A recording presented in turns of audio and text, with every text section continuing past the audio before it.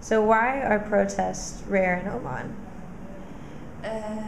I think protests are very rare in Oman because Omani society are not used to reject something.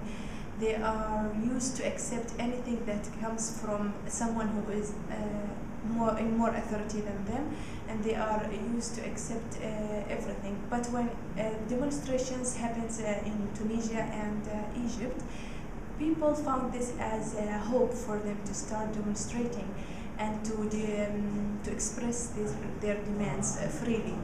It was a good thing, but a bad thing at the same time.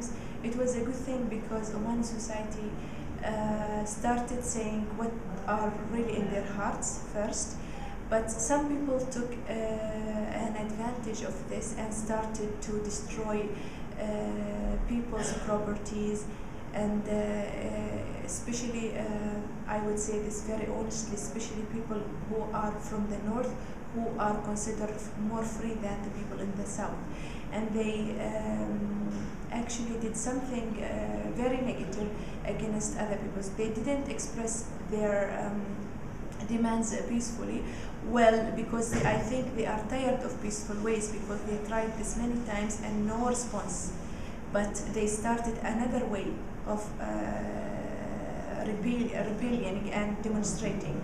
And they found when they did destroying, the government listened to them, so they said, why not? Let's go through this way. And actually the government listened to them and tried to respond to their demands. And this was not only good for those people who asked for the demands, but for the whole community. Because after 40 years in Oman, we needed a change. We needed a new start. And this Arab Spring gave us a hope for a good start for the whole community and for next generations. And I think when people did these demonstrations, as much as they wanted the government to listen to them, they wanted to demonstrate it against themselves, because we don't have a lot of transparency in Oman, especially when dealing with governments and economic things. For example, people, they don't know basic information like where the oil revenues go, where the gas revenue goes. Are people getting the money from the government all, or are the money going somewhere else? Those questions are not answers for most of the Omanis.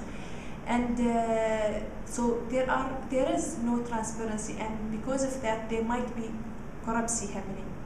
And corruption happening in Oman, I am not saying that it's very high on high rate, but could be happening because of individuals and not because of the government system.